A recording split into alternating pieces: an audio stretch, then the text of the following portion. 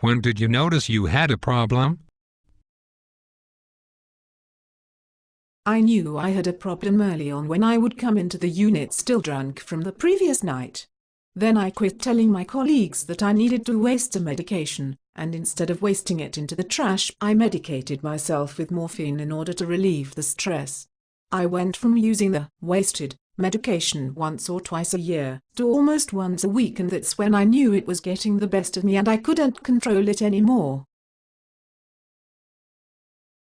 Tell me about the first medication error that you made while under the influence.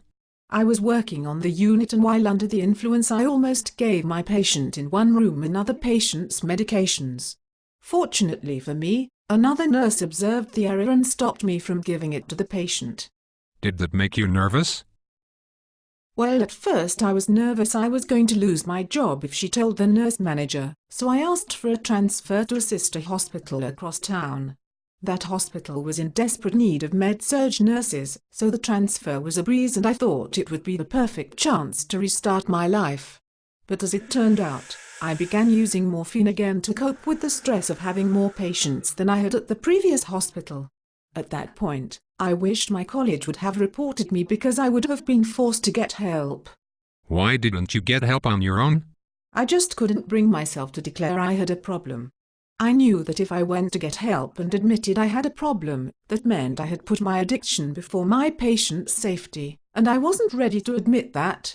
The addicted brain just somehow keeps you from getting help on your own, You find excuses not to get help, or you reassure yourself you'll get help tomorrow or the next day. Tell me about how your license got suspended. Well, I knew my colleagues were getting upset with me because my medications were getting entered into the computer later and later, until I would be over an hour and a half late documenting them. I started spending as much time in the break room by myself as I could, even if that meant ignoring my patients' needs. One day I had 2 patients, and as I was getting their medications together I mixed up one patient's insulin dosage with the other patient's. I ended up giving the patient who needed 10 units 50 units.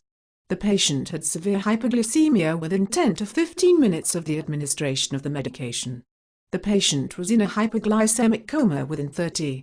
The patient survived, but had severe neurological damage. What are you doing with your life now? Well, I was court-ordered into a rehab program which helped clean me up. However, my license was taken away and I can no longer practice nursing. I tried to get jobs at clinics as a carer, but no one will hire me.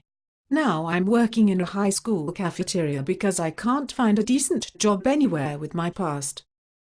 Do you think this could have been avoided if you had been reported to TPAPN early on? Absolutely. It's as simple as that. I might have been able to keep my license as well, and a patient's life wouldn't have been destroyed. It eats at me knowing that, but there's nothing you can do to change it. If I could tell nurses one thing, it would be that if you suspect another nurse has a problem, please tell your nurse manager before lives are ruined.